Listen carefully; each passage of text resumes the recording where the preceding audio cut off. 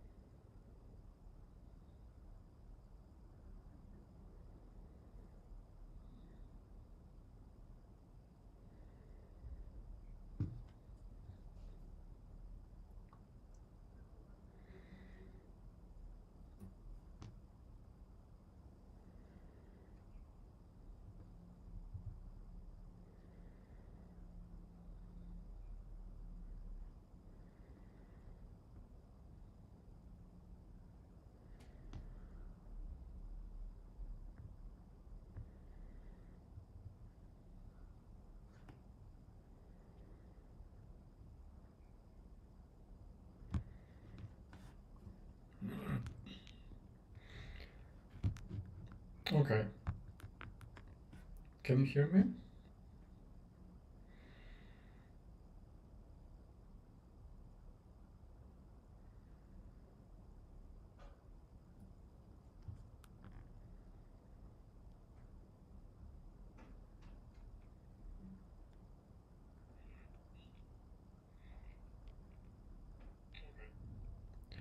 Okay, let's start. Today's topic is healthy lifestyle and habits. We'll talk about exercise. It's part one. Mostly it's about cardio training, but we'll come to that as well. General movement, and we'll see. So, yeah, topics of the day: chronological and biological age. What are those? So we'll figure it out. Yeah, how they're related. Uh, why we need to move in general. VO2 max. What is that? How it's important, how it's measured, and stuff like that. We'll talk about cardio training, why we need that, what can we do, and everything about that. And we'll talk about sedentary lifestyle, why it's such a common problem right now, and what we can do basically with it to improve it.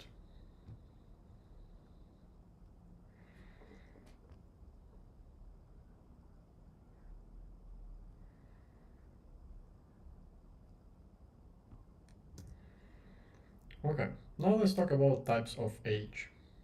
First one. Basically, yeah, two of them. First one is chronological age, the one we know. Yeah, so it's the number of years you have lived on on the earth, if you can say so. Yeah, so basically just how old are you? Okay.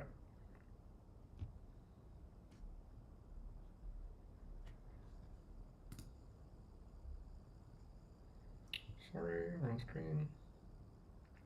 Yeah. And then we have biological age. How old your body truly is based on various biomarkers of aging. Long story short, right now science progressed quite a lot and they can calculate your approximate biological age. So basically how your body feels on various markers, inflammatory and a bunch of them, others. Right now it's ongoing research and they add new biomarkers, uh, new I would say like ways to check your biological age and how to improve that. But we'll see in an example. We have two people, both chronological age 50. Let's say they're classmates, so they studied at the same school, the same class, like 35 years ago. So they graduated and they began their like life. Example: Person A, first one. He sleeps. Let it be both males for simplicity. Yeah? He sleeps 7 to 8, even 9 hours. Eat nutritious food, balanced macros, fiber, and low processed food. We'll talk about food in a separate meetup. He does some regular exercises, strength plus cardio, but like just for himself, basically for health. Nothing too fancy. He manages stress well and doesn't smoke or drink excessively, so no particular bad habit. Okay. His estimated biological age around 35 to 42 years old. To be honest, it's very hard, right? Because it's like very personal. But according to a few researchers and AI, so we with AI could approximate his biological age to about 35 or 42 years old, based on habits and his chronological age. Okay. Now we have person B. He has poor sleep or inconsistent schedule, eats processed food, lacks nutrients, smokes, drinks alcohol regularly, sedentary lifestyle, high stress, low movement, and his estimated biological age is 55 to 70 years old. Could be even more. Because usually only smoking could add like 5 to 10 years on average, depending on how heavy smoker are you, but it's quite a lot. And this is basically the result. Chronological age for both person A and B, 50 years, and their biological is different for 15 to 30 years. If you can calculate like that, so like 55 and 42, yeah, like so it's 13 years. So on average, like 15 to 20 years difference.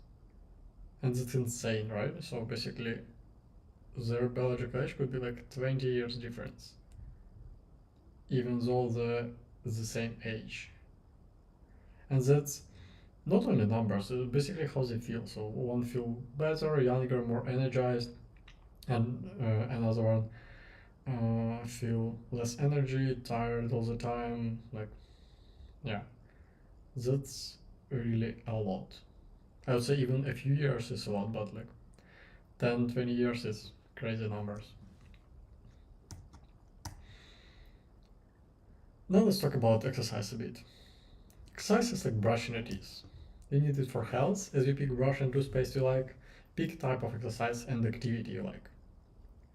So we'll talk about types of exercise later, but in general, if there is anything you need to learn from this meetup, just yeah, do some activity and find the one that you're gonna like, so that you can do consistently. Like, doesn't matter. It could be sport, gym, jogging, whatever. But you need some. People need some activity. And now we'll talk about why we need to move. Basically, movement is what we are built for, because we're humans.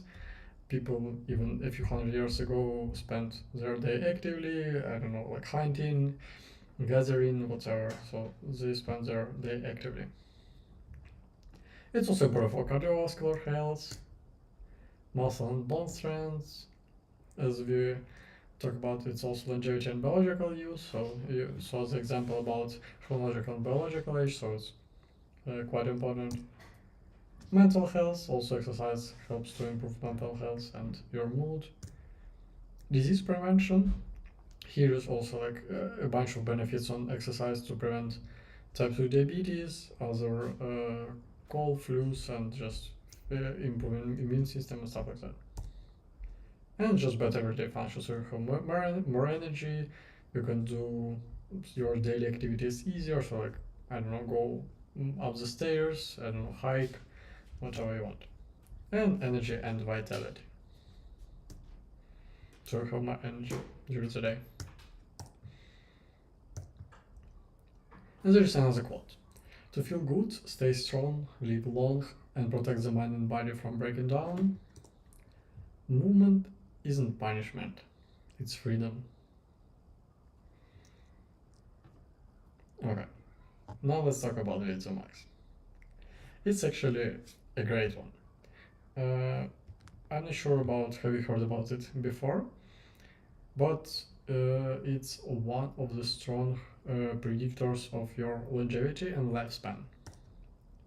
VO2 Max stands for maximal oxygen consumption. If to explain it simply, we breathe some oxygen, right? But not oxygen our body can absorb and process.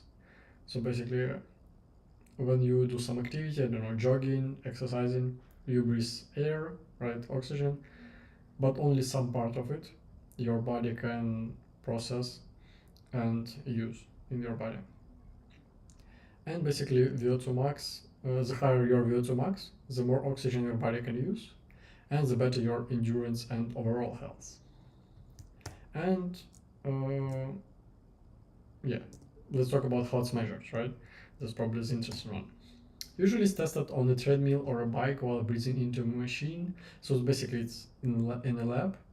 There's special equipment and they can test it there. But don't worry, there are more simple stuff how to measure it. Smartwatches and fitness apps gives pretty good estimates.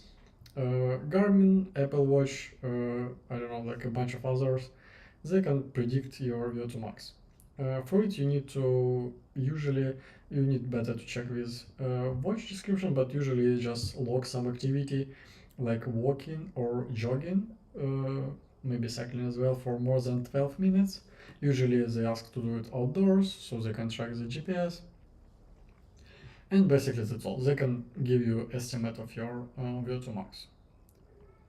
It's not that precise as in laboratory, but it can give you a pretty good estimate, so you can understand at least in what group are you. We'll talk about results later. Also, Cooper test is an option. Cooper test is just basically walking or running 3,000. No, sorry, not 3,000. Walking or running for 12 minutes. And then you need to measure the distance, basically in meters usually. You measure the distance, there's a bunch of online calculators, you just write in Google, for example, Cooper test calculator, just put there your distance, and it will give you approximate VO2 max. It's also pretty rough estimate because, right, you could be weather, you could be tired, a bunch of other stuff. Maybe you don't like jogging or you're not used to jogging, so it could be harder for you. So yeah, but it's also a pretty good option. It's measured in milliliters of oxygen per minute per kilogram of body weight. Okay, now we came to important one. Why VO2 max important at all? First of all, it's good estimate of cardiovascular fitness. So the higher VO2 max, the better your cardiovascular fitness. That's fairly simple. Study shows that, what I mentioned before, that VO2 max is one of the best predictors of life expectancy. So the higher your VO2 max, the better. So it's good for longevity and lifespan. Athletes use VO2 max to gauge aerobic capacity and endurance potential. Basically, yeah, it's not always the case, but usually the higher VO2 max the better for endurance athletes. It almost like it always better to have a higher VO2 max, higher. Yeah, but it's not always the case. For example, the athlete with higher VO2 max to win. Yeah, because like on higher level, it's a lot of um, other small stuff. Yeah, that could be important as well, and like play a crucial role. VO2 max can improve with training. So, you, for example, you check your checked your VO2 max with watch, yeah, or some other stuff, yeah, like lab, Cooper test, whatever, and you want to improve your VO2 max. That's possible with cardio training. We will talk about that in a few minutes. Better VO2 max also means better energy, mood, and mental sharpness. So it's pretty strong predictor of your health in general. Here's VO2 max measurements. Here on top we can see age and age groups for males and females. Percentile, basically, yeah, like I would say like how much. Yeah, to be honest, hard to say. Basically, yeah, they split into like superior, excellent, good, fair, poor group. So depending on range, it's usually range, right, between groups, for example, and higher, so you can approximately understand in what group are you. Ideally would be to have at least like to be in the good group, maybe fair, good, and higher, right? You don't want to be in poor group. If you are in a poor group, you definitely need to add some cardio activity to improve that. Please put some attention to the lowest numbers. So here they are. So like for males, for the 70, 79, it's like below 30. For females, it's below 26. We'll talk about that right now. Because we have VO2 max limitations, if your VO2 max drops below 218 or below 18 milliliters per kilogram per minute for either gender, so it doesn't matter, male or female, it often suggests difficulty with everyday tasks. So, what I mean by everyday tasks? It's difficulty moving around, going like for the grocery shopping, walking up the stairs. Yeah, so it could be quite difficult to do some simple tasks. Why it's important to understand? For example, if you have like VO2 max around 23, 24, you're like, okay, I'm above that. But please consider that when people got sick, for example, you just in winter time, yeah, like cold or something, your VO2 max will drop quite significantly.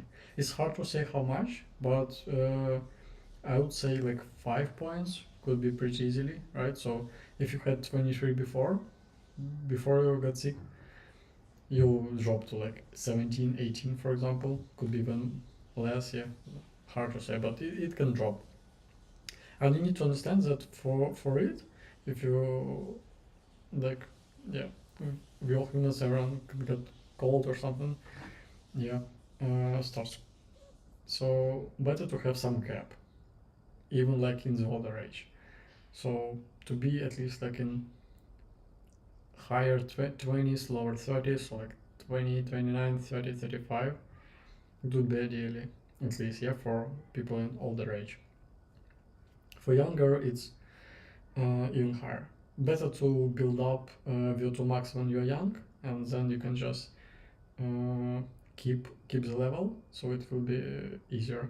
Because with age, it tends to lower slowly, but if you build the base, it will be easier for you to hold it. Improving aerobic fitness, for example, through regular cardiovascular exercise, can raise VO2 max and make daily activities easier. So don't worry even if you have like poor VO2 max right now, so you can improve it with cardio activities, cardio exercise. Okay, now we came to cardio activity guidelines. Let's talk about them. There are basically two of them: moderate activity and vigorous. Let's start with moderate one. Suggested from a bunch of research and health organizations, 150 to 300 minutes per week. Please note that per week, at 50 to 70% max heart rate. It's zone 2, so called. If you've heard, yeah, so it's zone 2 cardio. And it could sound a lot. Yeah, that's true. You like, I don't have 3 hours to do some cardio every week and so on. But basically, even brisk walking could be associated as moderate activity, right? So just walking around at not very slow, but like quite fast pace, yeah, it's already moderate activity. So basically, if you walk around, we'll talk about protocols, practices. But if you walk around quite a lot, you're in a good spot. You can do also like light cycling, quite light, very light jogging, hiking, dancing, etc. Moderate activity is the one where you can breathe and talk with someone during activity without being out of breath, for example, right? So you can have a conversation. For example, like, yeah, brisk walking. So you walk pretty fast, but you still can have a conversation with someone. Another is vigorous activity, 75 to 150 minutes also per week, please note, yeah, at 70 to 85 max heart rate. Examples. It's moderate or fast cycling or jogging, so it's like jogging quite fast, at least like maybe 10 kilometers. It's very personal, right? So for someone like 8 kilometers per hour already hard, it could be vigorous activity. For some who is more trained, it could be a bit higher. But yeah, so moderate or fast cycling, jogging, jumping rope, swimming, rowing, high intensity interval training, so-called HIIT, and etc. We'll talk about that. Real life weekly cardio example. Scenario A, basic health focus. Here you just walk briskly for 30 minutes 5 times per week. In total, 150 minutes of moderate cardio. It's pretty good. Ideally, in this case, if you do only moderate, I would try to focus more than and have like not 150 minutes, maybe like 300 minutes. So walk a bit more and like try to do it every day. But to be honest, in my opinion, if you like walk to buy some groceries, walk to your job or somewhere else, so you can do that. So people usually walk for like 30 minutes a day on average, maybe more. But I say like at least 30 minutes, usually. Okay. Scenario B, the one that improves endurance and VO2 max. It's a walk or bike for 40 minutes, 30-40 minutes also. So it's the same zone 2, right? So brisk walking, very light or moderate biking, light jogging, 3 times per week. Zone 2 is again when you can have a conversation with someone at the time of exercise. So yeah, and add 20 minutes of HIIT session 2 times per week. It's basically a vigorous activity because HIIT is usually quite intense one. Also 2 important points. First, you don't need to do both vigorous and moderate activity, right? I would say moderate we still do, everyone, right? So we just walk around. Ideally, just check how much you walk during the week and maybe add some walks, maybe long walks or walk somewhere instead of using a car or something like that. So have a bit more moderate activity.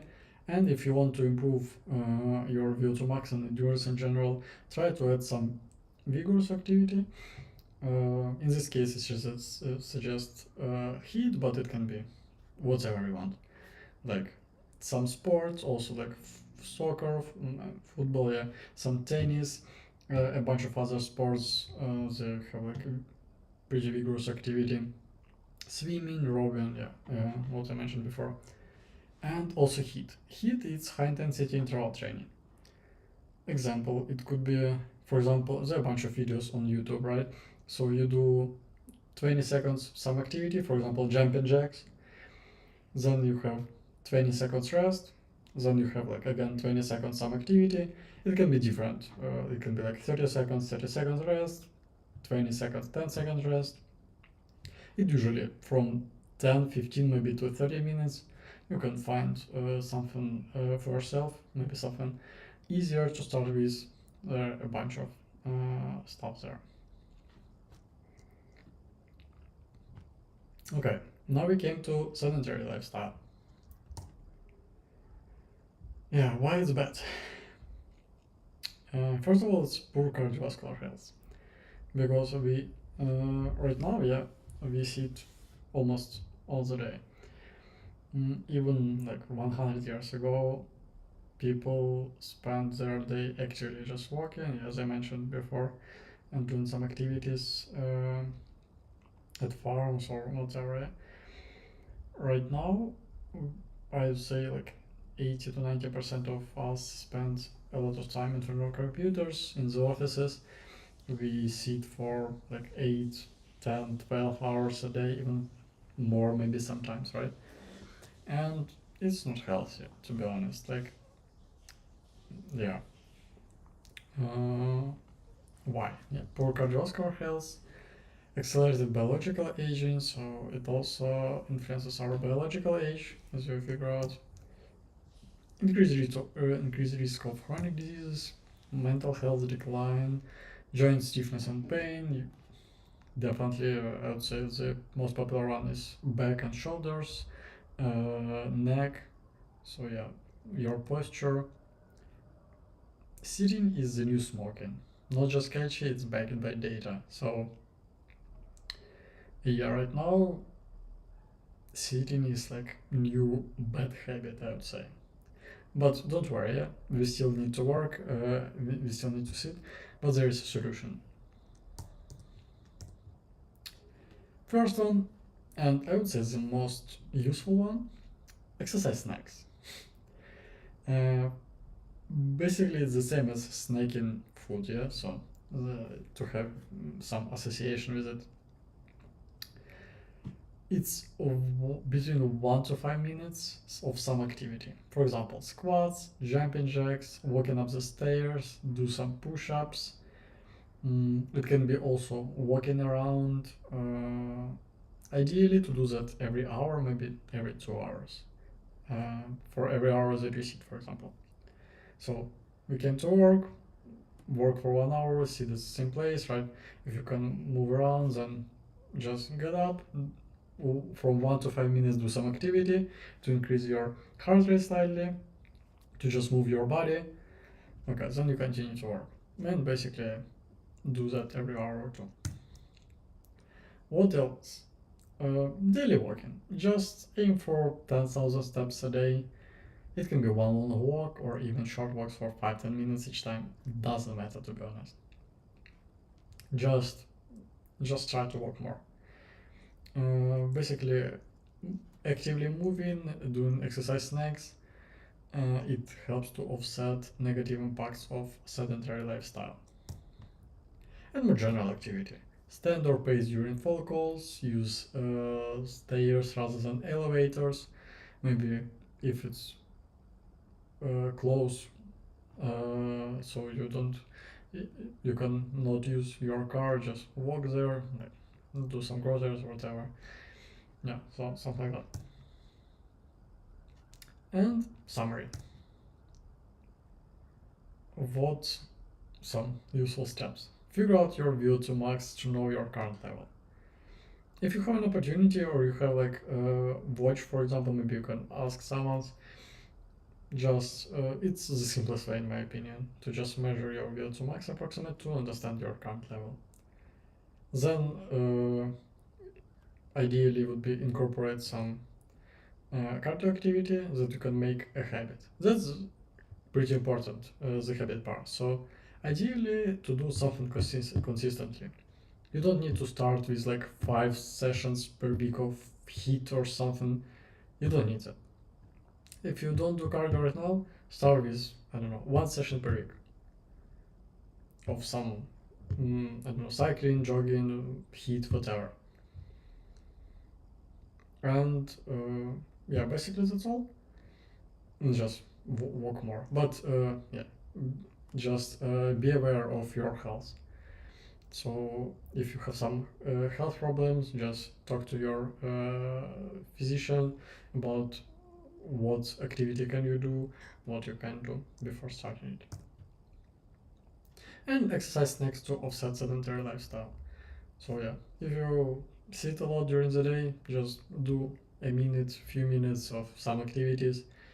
I know jumping jacks for me is the most fun one. So like 30 seconds, 60 seconds of them, you're pretty slightly exhausted and you can just continue to work, your body moved around, so perfect. And the most important one, enjoy exercise that you do. And what's next? Hypertrophy training, it will be in next meetup. Strength training and injury prevention. And if you have any questions, please ask them.